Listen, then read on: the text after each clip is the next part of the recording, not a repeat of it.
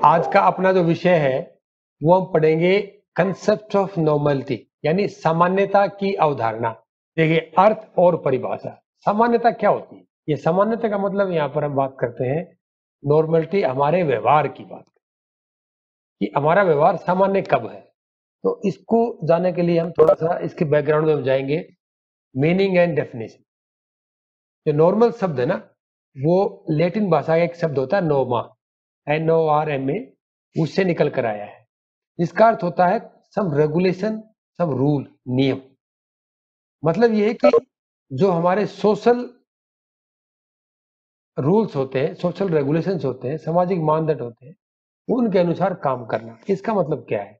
इसका मतलब ये है कि देखिए, बढ़िया सा एग्जांपल आपको दे रहा हूँ, मीठा सा एग्जांपल है।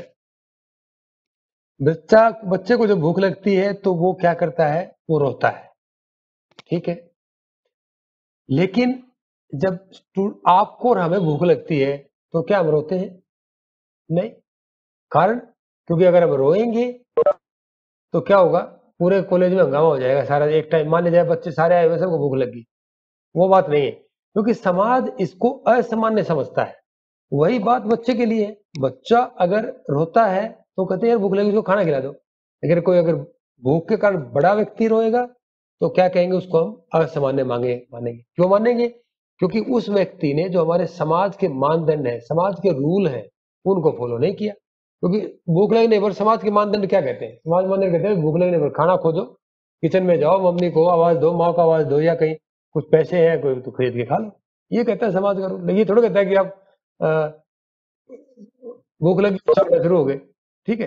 तो अब अगर कोई ऐसा व्यक्ति करता है तो समझ लीजिए कि वो असामान्य कैटेगरी में। ये तो एक बात हुई, ठीक है। मैंने लिखा भी नीचे, सामान्य का मतलब होता है कि समाज के स्पष्ट या अस्पष्ट मानदंडों और मानकों के अनुसार आचरण करना। आपका बिहेवियर अगर एज पर the rules and regulation of society है तो हम कह सकते हैं कि वो व्यक्ति समाज में सामान्य व्यवहार कर रहा है, ठीक है। क्लियर हो गया ना आपको ये बात? तो ये है सामान्य का जो अर्थ और परिभाषा, सामान्यता है या उसकी। अब आगे हम चलते हैं, परिचय, इंट्रोडक्शन। आज हम सामान्यता की बात करेंगे और कल के में रहेंगे हम अब नॉर्मलिटी की बात करेंगे, असामान्यता, जिसमें डिस्कशन होगा। सामान्यता की अवधारणा व्यक्तिपरक घटना होती है। अब ये पॉइंट आपको यहाँ पर आया है कि व्यक्तिपरक चीज होती क्या है। इसमें एनोटेशंस नहीं है शायद। हाँ है, एनोटेशंस है इसमें, तो मैं पेन ले लेता हूँ। ये देखो, ये व्यक्तिपरक घटना। ये व्यक्तिपरक घटना क्या होती है? व्यक्तिपरक घटना का मतलब होता है सब्जेक्टिव फिनोमिना। अर्थात हम सब, इसको मैं आपको क्लियर बता करता हूं कि सब्जेक्टिव फिनोमिना होता है क्या। सब्जेक्टिव फिनोमिना का अर्थ ये है कि जो चीज अनुभव हम करते हैं किसी चीज को, उसका अनुभव सब हमें ही होता है। जैसे अब मैंने मान लिया जाए आपके घर पर कोई मेहमान आया है और उस मेहमान कोई मिठाई का डब्बा लेके, मान लीजिए काजू कतली लेके आया है, ठीक है। आजकल त्योहार आ रहे हैं तो इन मिठाइयों की बात ही करते हैं। तो आपने एक काजू कतली का पीस आपने उठाया और उसको खा लिया। अब मैं आपसे पूछता हूँ, मैं वही बैठा था, हाँ भाई चलो, अब नाम तो मैं किसका लूँ? अब कौन दिख रहा था मुझे यहाँ पर? चलिए, पिछली बार कौन ज्यादा बोल रही थी? प्रीति। प्रीति से पूछता, चलो ऐसी घटना प्रीति ने की, मुझे काजू कतली खा के बताओ प्रीति, ये बताओ कि अ, ये कैसा टेस्ट है इसका? वो कहेगी सर बहुत स्वाद और मीठी है। अरे मैंने कहा स्वाद का मतलब बताओ। कैसे स्वाद है? मीठी है, और क्या है? मैं कितनी मीठी है? सर बढ़िया है, ठीक ठीक मीठी है, बहुत ज्यादा भी नहीं, कम भी नहीं, बहुत स्वादिष्ट बना रखी है। अब मैं उस स्वादिष्ट और मीठे शब्द का अर्थ नहीं समझ पाऊंगा, क्योंकि मैंने खाया। और मान लीजिए मैं ज्यादा मीठा पसंद करता हूँ तो मैं कहूंगा यार क्या है प्रीति, ये तो कम मीठा है इसमें। तो अब देखिए क्या हुआ कि जो स्वाद, जो टेस्ट है ना, वो व्यक्तिपरक घटना, सब्जेक्टिव फिनोमिना है। मतलब जिस इंटेंसिटी से, जिस भाव से आप उसी घटना को समझते हैं, उसी घटना को दूसरा व्यक्ति दूसरे भाव से, दूसरे इंटेंसिटी से समझता है, ठीक है। इसलिए सब्जेक्टिविटी होती है, ठीक। कुछ लोगों को ठंड लगती है, कुछ लोग ठंड में फैशन करते हैं, है ना, कभी। तो ये क्या होता है? सब्जेक्ट। तो समानता की जो अवधारणा भी होती है ना, the concept of normality is subjective phenomena, है ना। जो व्यक्ति उचित व्यवहार करते हैं, उपयुक्त कार्य करते हैं। उचित व्यवहार क्या मतलब आपका? ये सब्जेक्टिव हो गया, किसी के लिए कोई चीज उचित है, किसी के लिए कोई उचित नहीं है। जैसे मैंने रोने वाला एग्जाम्पल दिया था, उपयुक्त कार्य करते हैं। उपयुक्त का कार्य का मतलब है जो आपके एज से, आपके समाज से, आपके घर से, आपके जेंडर के हिसाब से जो चीज उपयुक्त है वो, ठीक, वो कार्य करते हैं और अपना जीवन सही तरीके से जीते, मतलब एक जिस तरीके से जीना चाहिए उस तरीके से जीते हैं, तो हम ज्यादातर उसको ये मान लेते हैं कि वो आदमी सामान्य है। यानी कि आप दैनिक जो अपनी एक्टिविटीज है, डे टू डे एक्टिविटीज है, सामान्य रूप से आप कर रहे हैं। क्या होता है कि जैसे कि हमारे कई बार हमारे पास ऐसी स्थिति आती है कि हम अपनी डे टू डे एक्टिविटीज नहीं कर पाते हैं। जैसे कि अब कोई कोई व्यक्ति मेंटली रिटार्डेड है, तो जिसको मानसिक रूप से कोई समस्या है, तो क्या होता है, ऐसे व्यक्ति क्या करते हैं, वो ढंग से खाना नहीं खा पाते, वो अपने जूते के जो फीते हैं उन्हें बांध पाते हैं, वो सारे काम वो नहीं कर पाते, क्योंकि दैनिक जीवन में वो सारी एक्टिविटीज ढंग से नहीं कर पाते, वो अपने जीवन से संतुष्ट नहीं होते। ऐसी स्थिति में क्या होता है, उनको असामान्यता की कैटेगरी में होना। तो इस टॉपिक में ना दोनों, लगभग दोनों चीजें कवर हो रही है आपकी, normality as well as abnormality. तो अगर किसी को बीच में कोई डाउट हो ना, तो आप चैट बॉक्स में टाइप कर सकते हो, या तो आप स्पीकर ऑन करके भी मुझसे पूछ सकते हो। लेकिन एक एक करके स्पीकर ऑन करना, सारे अगर ऑन कर अनम्यूट कर लोगे अपने आप को, तो सर्टेनली यहाँ पर कियोस हो जाएगा, किसी को कुछ समझ में नहीं आएगा। ठीक, तो मुझे आइडिया है कि, या मुझे थोड़ा बहुत भरोसा आपके पास कि आपको कुछ बात अभी समझ में आई होगी कि सामान्यता क्या है। मुख्य रूप से इस टाइप की व्यक्ति जो काम करता है उसको हम सामान्य व्यक्ति की कैटेगरी में रखते हैं। लेकिन बावजूद इसके भी, मैंने कई बार एग्जांपल आपको दिया हुआ है, कि एग्जांपल दिया कि आप देखेंगे कि आयरलैंड एक देश है, उस देश में क्या है, जो उनकी पोशाक है ना, राष्ट्रीय पोशाक, वो राष्ट्रीय पोशाक बड़ी अजीब सी है। क्या है, जेंट्स भी उसमें स्कर्ट पहनते हैं, राष्ट्रीय पोशाक। जब हमारे यहाँ कॉमनवेल्थ गेम हुए थे नई दिल्ली में, तो वहां की जो मेयर आया था, तो अपनी राष्ट्रीय पोशाक में वो स्कर्ट पहन के आया। अब क्या है, कौन से देश से? हाँ जी बोलो, बोलिए बोलिए। हाँ जी, कहाँ की कुछ है? आयरलैंड, आयरलैंड की बात कर रहा हूँ मैं। ये जो इंग्लैंड का एक हिस्सा है, इंग्लैंड का एक पार्ट है आयरलैंड, आप उस पर गूगल पर डाल के देख लेना, आपको आइडिया लग जाएगा उसमें। ठीक है, तो अब आप, अगर हम ये समझे कि कल कॉलेज में जब सबको आना हो, टीचर भी, जेंट्स टीचर भी सब और स्टूडेंट भी स्कर्ट पहन के आ जाए, हमें क्या कहेंगे लोग, पागल हो गए गवर्नमेंट कॉलेज आदमपुर वाले सारे, ऑल आर मैड। ये क्या है, देखो ड्रेस कोड है, सी द सिचुएशन। मतलब वहां, ये मैं व्यक्ति पर घटना की बात कर रहा हूं कि वहां पर ऐसा काम करना सामान्य है, लेकिन हमारे ऐसा काम करना सामान्य नहीं है। क्लियर हो गया ना, तो इसको बोलते हैं सब्जेक्टिव फिनोमिना और व्यक्तिपरक घटना। ठीक है, आगे चलते हैं। आगे बात आती है कि जो व्यक्ति सामान्य व्यवहार करते हैं, जो मतलब व्यक्तियों को सामान्य कहें, क्योंकि उनकी जो इमोशनल एक्सप्रेशन होती है, वो उनमें एक तरह का बैलेंस होता है। कैसे बैलेंस होता है, मान लिया जाए आप, आ, कई बार कोई ऐसी घटना हो गई, कोई दुखद घटना हो, व्यक्ति जो सामान्य होगा, तो वह जब दुखद घटना में जाएगा वहां पर, तो उसके भी चेहरे पर दुख का भाव झलकता हुआ दिखाई देगा।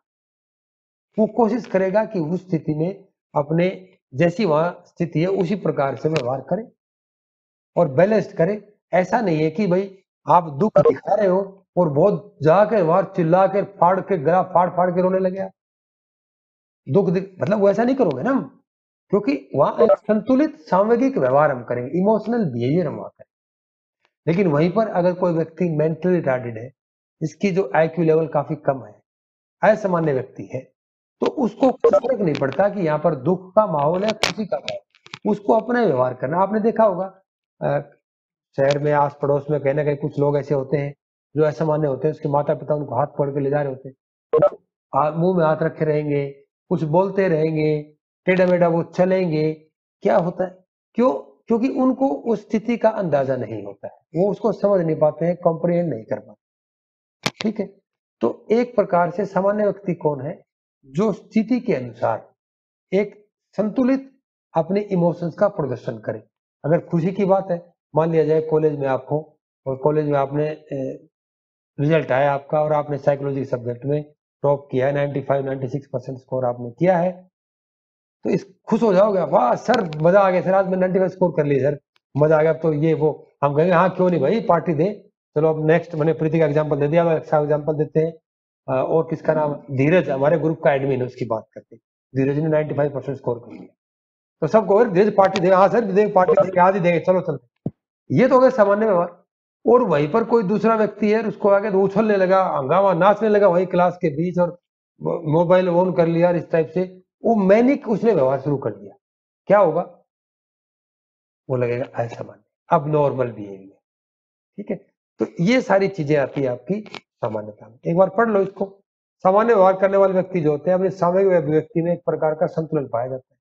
उन्हें अपनी अन्यता के बारे में ज्ञान होता है। अन्यता होती है आइडेंटिटी, कि मैं कौन हूं, मेरी पहचान क्या है, इस समाज में, इस मेरे परिवार में मेरी क्या पहचान है, और लोगों की मुझसे क्या अपेक्षाएं हैं, क्यों, कैसे, क्या क्या, क्योंकि हर व्यक्ति दूसरे व्यक्ति से, जो अगर आपको जानता है तो कुछ ना कुछ अपेक्षाएं रखता है।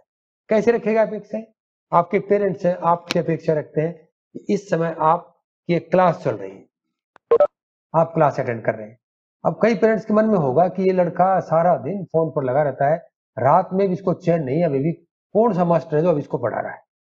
किसी के मन में ऐसी बात आई हो किसी पेरेंट्स के, तो मैं स्टूडेंट से सभी को मैं कहना चाह रहा हूँ कि किसी स्टूडेंट के पेरेंट्स के मन में अगर ऐसी बात आती है, हाँ, तो है ना, उन माता पिता को एक बार कैमरे के सामने लाकर उनको बता दें, देखो ये क्लास है जरा, ठीक है, हाँ भाई। तो अब, हाँ जी, अभी आप स्पीकर ऑन ना करें, अगर स्पीकर ऑन करेंगे तो फटर खटर फटर की आवाज आती रहेगी। अब मैंने एक एग्जांपल आपके सामने यहाँ दिया हुआ है, अगर आपको ये ठीक लग रहा है तो, ये है कोलमैन। ये जो इनकी किताब है, एक बहुत फेमस बुक है जेम्स कोलमैन की, उस एनोटेशन रिक्वेस्ट डिक्लाइन, ठीक, कोलमैन की जो फेमस किताब है, भाई क्या हो गया, आप यू कैनॉट एनोटेट, आप एनोटेट नहीं करोगे, आप नहीं लिखोगे है? तो कोलमैन की जो बुक है वो है अबनॉर्मल साइकोलॉजी। उसमें कहते हैं कि वो बताते हैं कि सामान्यता क्या है। ये बहुत ही फेमस किताब है अबनॉर्मल साइकोलॉजी की, और बहुत ज्यादा लोग उसको इस्तेमाल भी करते हैं, साइट भी करते हैं, ठीक। तो सामान्यता ऐसे इष्टतम विकास और कार्य पद्धति का प्रतिनिधित्व करती है दीर्घकालिक कल्याण और समूह के कामकाज के अनुरूप। ये देखो, ये बड़ी टेक्निकल सी बात है, लेकिन इसको आप इस तरह समझ सकते हैं कि इष्टतम, ऑप्टिमल, ऑप्टिमल क्या होता है, मैं एग्जांपल बताता हूँ। इष्टतम इसका हिंदी में कहते हैं, मान लीजिए आपको भूख लगती है, जब आपको भूख लगती है तो चलिए आप कहोगे सर बार बार भूख की बात करें, आप प्यास की बात करते हैं, आपको प्यास लगती है, तो जब प्यास लगती है तो आपको ना 1 या 1.5 गिलास पानी की प्यास होती है, तो आप 1-1.5 गिलास ही पानी पीते हो, वो है आपका ऑप्टिमल। अब आपको प्यास तो 1 गिलास की, मैं 1 घूंट पिला दूं, या आपको एक पूरा जग लेके भर के दे आपके भाई, आपको ये पियो, तो आप उसमें से केवल उतना ही पियोगे जितनी आपकी रिक्वायरमेंट है, उसको बोलते हैं ऑप्टिमल। हाँ जी, बोलिए, हेलो, कौन है बता, अरे बताओ भाई कौन है भाई, आपके पास अगर वो है, बार फोन कर रहे हो आप, तो डिस्टर्बेंस हो रहा है इससे, it's a kind of disturbance, ठीक है। तो बताओ अगर किसी के मन में कोई बात है तो, कोई प्रश्न करना चाह रहा है तो, नहीं है, चलिए आगे चलते हैं। तो सर, हाँ जी, सर ये कोलमैन की जो मतलब इन्होंने जो परिभाषा बता रखी है सर, इसे हम कॉमन शब्दों में कैसे करें सर? इसमें थोड़े से भारी भारी शब्द हैं। अब आप बीए फाइनल में हो गए हो, है ना। सर दीर्घकालिक कल्याण, इष्टतम, हाँ, ये समझ में नहीं आ रहे सर। तो इष्टतम मैंने एक्सप्लेन किया आपको अभी, पानी की प्यास वाला एग्जांपल दिया था मैंने आपको, है ना, कि किस तरह से पानी की प्यास लगती है आपको, तो आप जितनी प्यास लगे उतना ही पानी पियोगे। अगर 1 गिलास की प्यास है आपको और 1 घूंट आपको दे दिया जाए तो आपको गुस्सा आएगा, और पानी चाहिए, और वही 1 जग आपके मुंह में ठोक दिया जाए तो आपको इतना पानी क्यों पिला दिया, तो आपने 1 गिलास पानी पिया, उसको बोलते हैं इष्टतम। जितनी आपकी जरूरत है उसको बोलते हैं इष्टतम, ठीक है। अब जैसे बाइक चलाते हो, स्कूटी चलाते हो आप, इष्टतम स्पीड उसने लिखी रहती है, अभी 60 तक आप चलाओ, और आप भगा लो 90, तो ज्यादा होगी ना वो। ऑप्टिमल, यानी ऑप्टिमल परफॉर्मेंस आपकी बाइक या स्कूटी कब देगी, जब आप 40 से 60 के बीच में चलाओगे तो बेस्ट माइलेज देगी, बेस्ट एवरेज देगी, तो उसका ऑप्टिमल इष्टतम परफॉर्मेंस कहलाता है, ठीक है, अगली बात आती है इसमें दीर्घकालिक। दीर्घकालिक को पता ही है, लंबे समय तक। कल्याण क्या होता है? वेलबींग। आपका कल्याण मतलब आपका वेलबींग, आप कितने शारीरिक और मानसिक रूप से सही हो, और समूह के काम काज के अनुरूप हो, यानी कि जिस समूह के आप सदस्य हैं उस समूह पर किस तरह से काम काज होता है, किस तरह उसमें एक्टिविटी होती है, उसके हिसाब से अगर आप काम करते हो और उस हिसाब से आपकी एक्टिविटीज है तो सामान्यता है। अब मैं इसको एक पूरी परिभाषा को एक साथ बता रहा हूँ आपको। कल का एग्जांपल दियो जी। हाँ, इसका मैं एग्जांपल आपको देता हूँ। सपोज कीजिए आप एक ग्रुप के एक समूह के सदस्य हैं, आपके परिवार के आप एक सदस्य हैं, आपका परिवार एक समूह है, ठीक है। आपका व्यवहार आपके लंबे समय तक ऐसा हो कि वो आपकी शारीरिक मानसिक दोनों हेल्थ और आपके परिवार की हेल्थ मेंटेन रहे, कायम रहे, आपका व्यवहार ऐसा हो और लंबे समय तक व्यवहार चले, तो तब कहेंगे कि आप व्यक्ति सामान्य है। अब आप कहोगे सर हमारे व्यवहार से हमारे परिवार की सामान्यता कैसे खराब हो सकती है, मानसिक रूप से कैसे खराब हो सकती है? आप जाओ किसी का मर्डर करके आ जाओ, घर वाले सारे टेंशन में आ जाएंगे, स्ट्रेस में आ जाएंगे, मानसिक हेल्थ खराब होगी सबकी, होगी नहीं घटना आपकी। आपको कहा भाई बच्चे को पढ़ने के लिए भेजा था कॉलेज, ठीक है, और आपका रिजल्ट आया 32% नंबर आया, क्या होगा?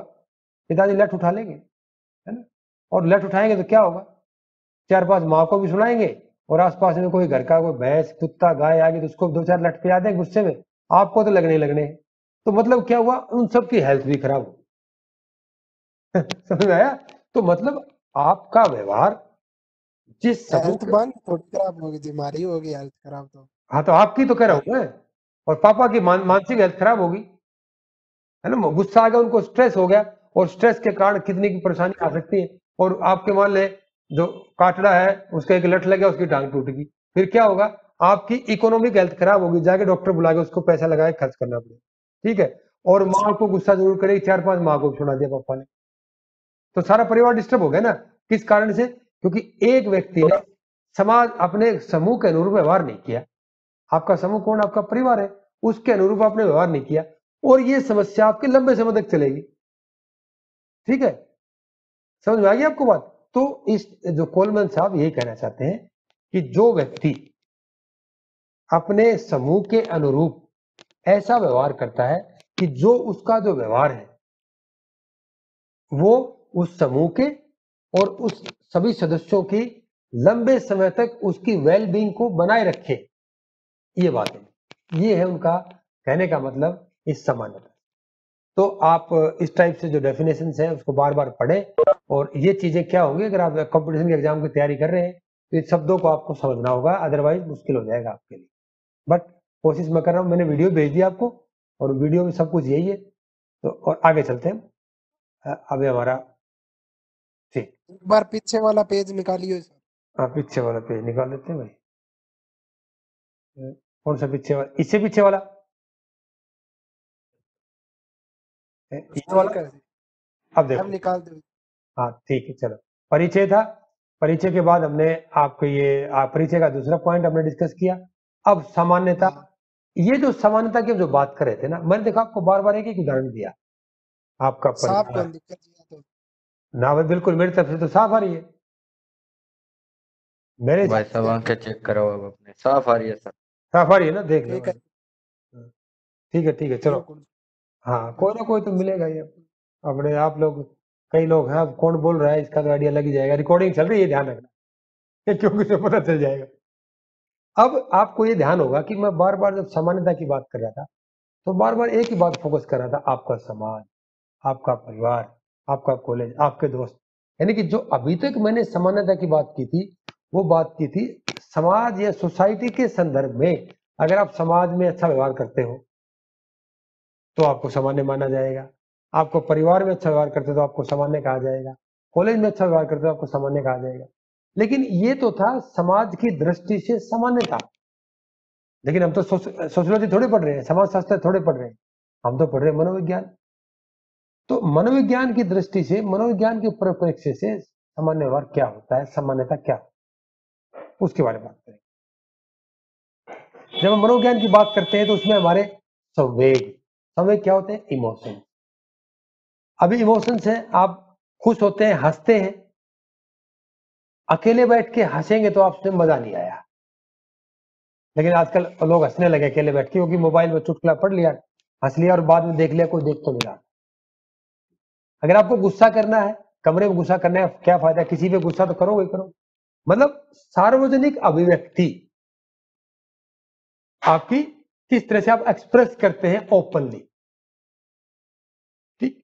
तो आपका जो संवेग है, खास करके जो इमोशंस है, कि आप किस तरह से सार्वजनिक रूप से उनका अभिव्यक्त करते हो, एक्सप्रेस करते हो, अगर वो आपकी साइकोलॉजिकल सेटअप के अनुसार है तो आपको सामान्य कहा जा सकता है। अब इसकी क्या मतलब, इसका एग्जांपल आपको मैं एक बता रहा हूं।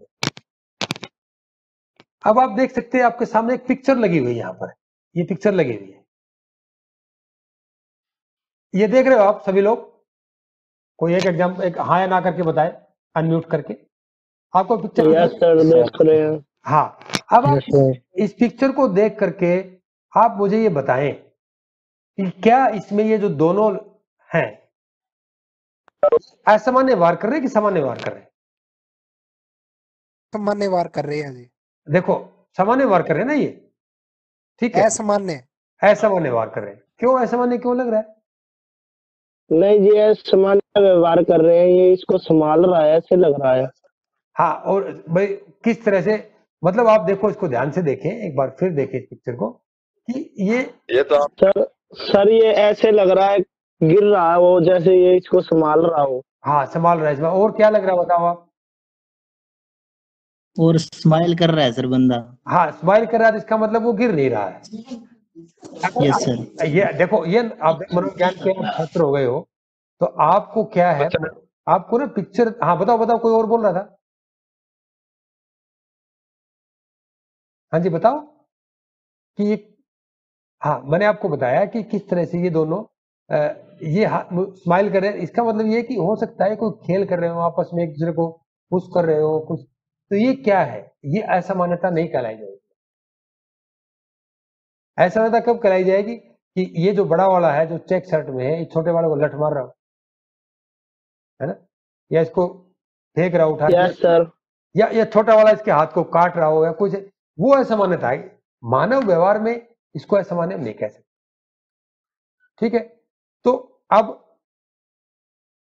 किनको हम मनोवैज्ञानिक रूप से सामान्य व्यवहार कहेंगे, किसे कहेंगे, कैसे हमें आइडिया लगे? तो कोई नहीं, उसका इलाज है।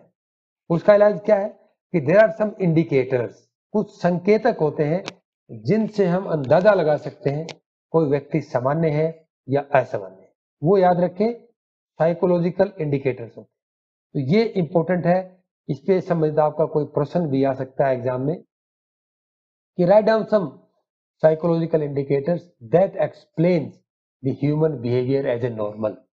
यानी कि कुछ मनोवैज्ञानिक संकेतों की परिचर्चा कीजिए, चर्चा कीजिए, जिससे हमें किसी व्यक्ति का सामान्य व्यवहार का पता लगाने में जो हमारे सहायक हो, हमें मदद करे। इस टाइप से प्रश्न आपसे पूछे जा सकते हैं। तो पहला संकेत है आपका स्थिर व्यवहार। स्थिर व्यवहार का मतलब है कि आप डे टू डे, हर रोज लगभग एक जैसा व्यवहार करते हो, ठीक। कपड़े पहनने का व्यवहार आपका एक तरीका है, खाना खाने का एक, भोजन करने का एक तरीका है, पढ़ाई करने का एक तरीका है, बात करने का आपका एक तरीका है। ये एक क्या है कि स्थिर व्यवहार कहलाता है। या स्थिर का मतलब नहीं कि एक जगह खड़े होकर व्यवहार करना, your behaviour is sustained, continuous आपका जो बिहेवियर है वो सिमिलर है, हर रोज का आपका इस तरह से एक रूटीन है। अगर आप ऐसा करते हैं तो this means you are normal. अब नॉर्मल नहीं है कोई व्यक्ति। दूसरी बात है स्थिति विशिष्ट संवेगात्मक अभिव्यक्ति, यानी कि जैसी सिचुएशन होगी उसी सिचुएशन के अनुसार आप अपना इमोशनल एक्सप्रेस करोगे।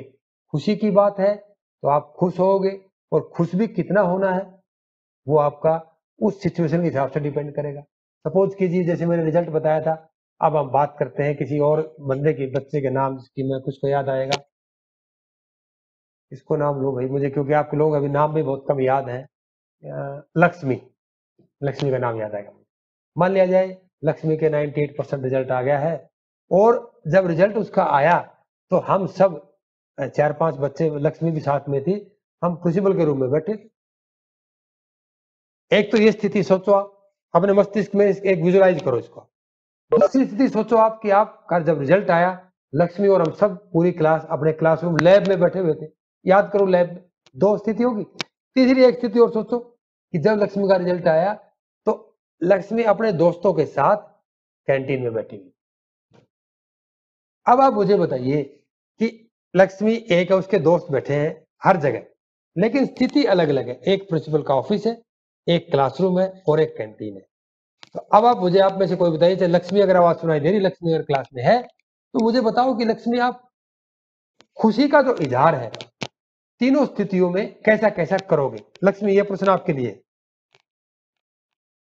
सर अगर मैं ऑफिस में हूँ तो थोड़ा हैप्पी होंगी, हाँ और क्लास में हूँ तो उससे थोड़ा ज्यादा होंगी, लेकिन हाँ। अगर मैं कैंटीन में होगी फ्रेंड्स के साथ तो बहुत ज्यादा मतलब हमें अपना अनुभव करोगे। हो सकता है कि आपकी जो फ्रेंड है लड़की, आपको पकड़ ले, लक्ष्मी तूने तो कमाल ही कर दिया भाई 90% लेके, और ऑफ कर प्रिंसिपल के ऑफिस में रहोगे तो केवल स्माइल करके खुश होके हो जाएगी, है ना। देखिए, यस सर। हाँ, इसी को बोलते हैं स्थिति विशिष्ट संवेगात्मक अभिव्यक्ति। सिचुएशन के अनुसार आपने इमोशंस को एक्सप्रेस कर दिया। क्लियर है ना। तो अब आप, मुझे लगता है कि बात आपको समझ में आ गई। तो इस तरह से ना मैं एग्जांपल देने से क्या होगा, जब भी ये बात प्रश्न आएगा तो आपको लगेगा कि लक्ष्मी का एग्जांपल आपके उसमें आ जाए। और कोई और भी है क्या इसमें? हेमा भी है। हाँ, चलो अगला एग्जांपल हेमा से देंगे। अगला बात आती है जी उपयुक्त प्रतिक्रिया, मतलब एडिक्वेट रिस्पॉन्स। एडिक्वेट रिस्पॉन्स, वो एग्जांपल आपको देता हूं। जैसे हेमा है, अब हेमा क्या मतलब? हेमलता। हेमलता, हेमलता है ना आपके इसमें? Yes sir, yes. Yes sir. हाँ हाँ, हेमा, ठीक ठीक। हाँ, अब ये हेमलता है, मान लिया जाए हेमलता को ना इसकी माँ ने और हेमा बुलाया। जी। हाँ भाई, माँ ने बुलाया भी, हेमा घर पे है, कहाँ गई? अब ये एक, इसके लिए एक स्थिति आई, सिचुएशन आई है, नंबर एक। दूसरी सिचुएशन है, हेमा को क्लासरूम में कोई पढ़ा रहा है, जैसे मैं पढ़ा रहा हूं, तो मैं पूछता हूँ हेमा कहाँ हो? और दो स्थिति। और तीसरी स्थिति क्या है कि हेमा अपने दोस्तों के साथ जा रही है और वहीं कोई पीछे से इसको आवाज देता है, हेमा। अब तीनों स्थिति में हेमा की प्रतिक्रिया कैसी होगी? हेमलता बताओ। सर इसमें एक पहचान के हिसाब से हो जाएगा सर। जैसे मम्मी की आवाज पहचानी हुई है मेरी कि मम्मी मेरे को रोज बुलाते हैं, तो इस हिसाब से सर मैं आराम से उठ के जाऊंगी कि हाँ मम्मी बोलो। और क्लास में सर आपकी आवाज भी पहचानी हुई है, लेकिन दोस्तों के साथ अगर मैं कहीं हूँ और अगर मेरे को कोई और बोलता है सर, हाँ, तो उस हिसाब से मेरा चौंकाने वाला रिएक्शन होगा कि मेरे को तो किसने बोला सर। तो यानी कि ये क्या हुआ कि आपकी जो प्रतिक्रिया है वो उपयुक्त है, उस स्थिति के अनुसार प्रतिक्रिया है। अब आप चाह रहे हो, हेमलता भी साथ में, प्रीति भी साथ में, लक्ष्मी भी, दो तीन ही का नाम है, कशिश का भी नाम मुझे याद है, एक और था अलीशा जो ज्वाइन की, 4-5, ये चारों पांच आप फ्रेंड हो। और मान लीजिए अलीशा ने माँ को 4-5 बार आवाज नहीं सुना, 2-3 बार, तीसरी बार क्या करेगी? उसके पीठ पे खींच के एक थप्पड़ देती है। ठीक, अब देखो एक स्थिति है, दूसरी स्थिति है हेमा के मुंह पे एक थप्पड़ पड़ता है इसकी माँ की तरफ। अब आप बताएं, दोनों स्थिति में आपको थप्पड़ लगा है, लेकिन आपकी प्रतिक्रिया क्या रहेगी? क्या एक जैसी रहेगी दोनों स्थिति में? नहीं सर, अलग अलग होएगी सर। अब मम्मी का थप्पड़ देंगे तो सर रिएक्शन अलग होगा, अलग क्योंकि होगा। उसमें मैं कुछ कर नहीं सकती सर। हाँ, और वो एक अलीशा अगर मेरे को थप्पड़ मारती है सर, तो फिर उस उल्टा हिसाब से शायद मैं गुस्सा भी हो जाऊं सर। हाँ हाँ, और सिवाय, शायद अगर उसने मेरे को सही सही मारा हो तो मैं गुस्सा ना हो सर। हाँ वो देखो, परिस्थिति के हिसाब से होगा हाँ सर। स्थिति हो गया ना उपयुक्त प्रतिक्रिया। अब माँ ने, माँ का हाँ, थप्पड़ हाँ खा सर। लिया तो क्या होगा? ज्यादा से ज्यादा आप क्या करते हैं? आंखें निकाल के सड़ा सा मुंह बना के वहां से चले जाओ, इतना ही कर सकते हो, और ज्यादा कुछ नहीं कर सकते। लेकिन अलीशा ने तुमको थप्पड़ जमा दिया है तो क्या होगा? तुम 5 पुलिस क्यों मारा, किस लिए? तो कम से कम ऐसे बोल देती, ये वो 4-5, तुम्हारी हॉट टॉक शुरू हो जाएगी। और सम टाइम अगर उसके मारने का जो इंटेंसिटी थी, यू नो अंडरस्टैंड, आप लोग जो है इंटेंशन ऑफ टच, आपने व्यक्ति को किस प्रकार आपको टच किया है, कहाँ टच किया है, उसकी इंटेंशन आप समझ जाते हो। समझते हो कि नहीं समझते हो? बताओ भाई, कोई ऑन करके माइक को अनम्यूट करके बताए। Yes sir. हाँ, we understand the intention of touch, कि जिस व्यक्ति ने आपको टच किया है उसकी इंटेंशन क्या है। देखो कमाल की बात है, हमारी टच सेंस में इतनी पावर होती है। तो अब अलीशा ने हेमलता को जो टच किया है, उसको थप्पड़ लगाया है, उसकी इंटेंशन क्या थी, उसको मारने की थी या उसको ध्यान दिलाने की अपने खींचने के लिए, तो उसके अनुसार व्यक्ति उपयुक्त प्रतिक्रिया करता है। अगर आप उपयुक्त प्रतिक्रिया करते हो, अगर किसी ने आपको धीरे से टच किया और कि भाई बताना जरा, और आप उसको खींच के उल्टा देते हो, तो आपकी उपयुक्त प्रतिक्रिया नहीं है, तो there is some chances of abnormality.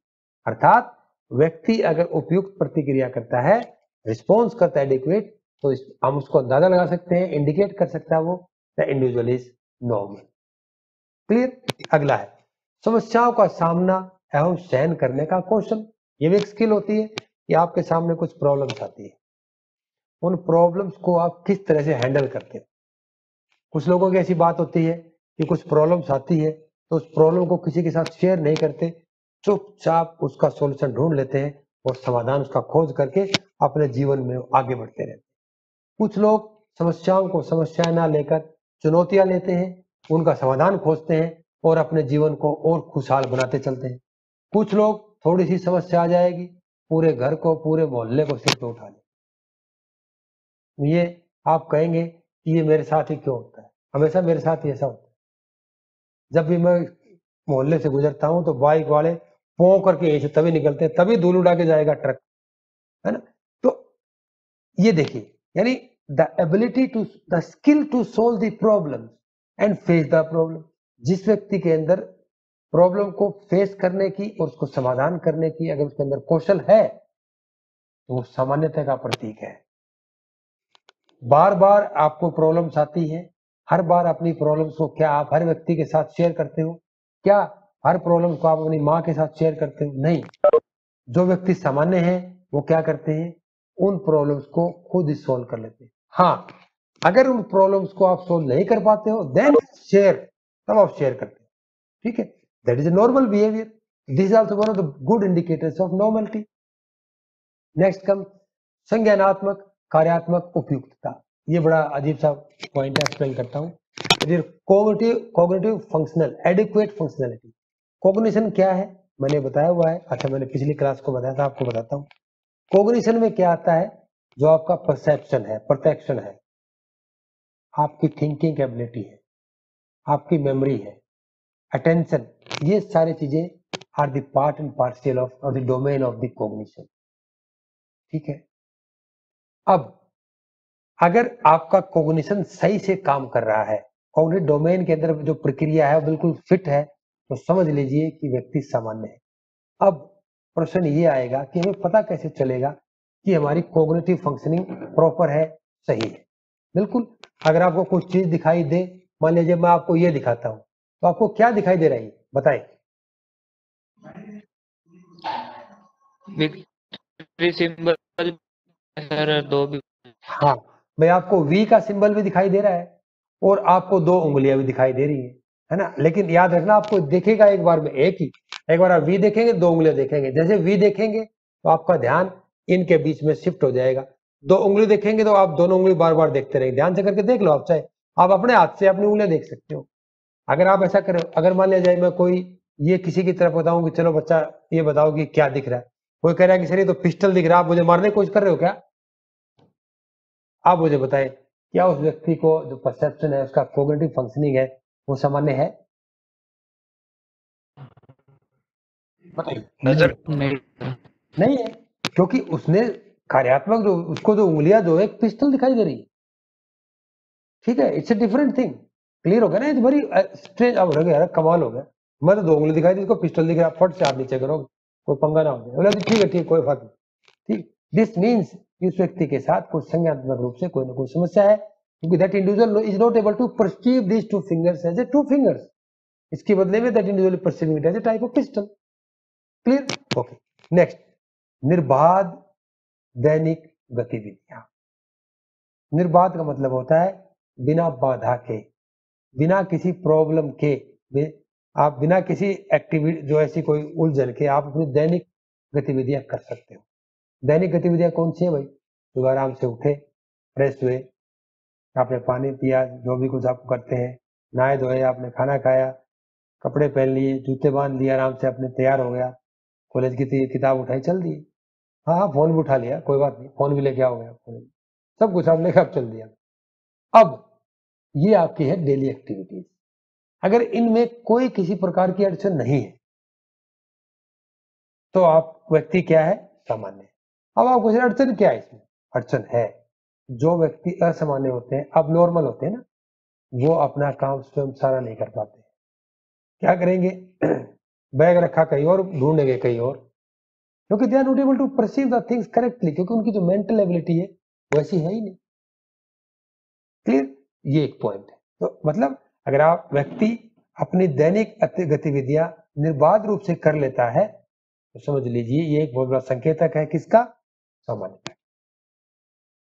बेहतर स्व समायोजन, स्व समायोजन होता है सेल्फ एडजस्टमेंट। अगर आपका एडजस्टमेंट किसी व्यक्ति का सही है, बेटर है, तो व्यक्ति सामान्य है। अब एडजस्टमेंट का मतलब क्या है कि आप देखेंगे कि आपके घर पे मेहमान आ गए और मेहमान भी एक नहीं 20-22 आ गए।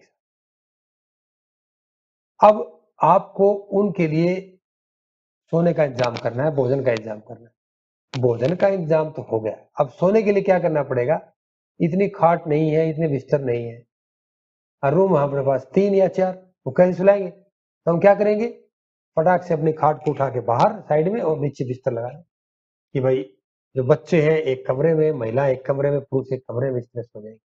ठीक है, तो ये क्या है, this is indicator of adjustment. तो आपका एडजस्टमेंट ही कहलाता है। लेकिन उसी में अगर आप चिल्लाने लगो, नहीं मैं तो मेरी खाट पर मेरे कमरे में ही है, मैं रोज वहीं सोऊंगा, तो क्या होगा, आपके माता पिता आंख निकालेंगे, नहीं आधा एडजस्ट कर लेंगे, तो वो एडजस्टमेंट नहीं दिखा रहा है। That is known as the kind of adjustment. और स्व एडजस्टमेंट का मतलब है स्वयं से एडजस्ट करना, अपने आप का समायोजन करना। जैसे भूख लगी है, बहुत तेज 4 रोटी की भूख लगी है, 2 रोटी मिले, कोई 2 खा ले, चलो घंटे बाद 2 और बन जाएंगे तब खा लेंगे। That is known as your self adjustment. अगर वो व्यक्ति करता है तो वो उसका एक इंडिकेटर है सामान्य। अगला है स्थिर व्यक्तित्व पैटर्न, यानी कि आपकी जो पर्सनैलिटी का जो पैटर्न आप शो करते हो ना, वो अगर आपका स्थिर है, कांस्टेंट है, एक जैसा हर रोज है, तो व्यक्ति क्या है, सामान्य है।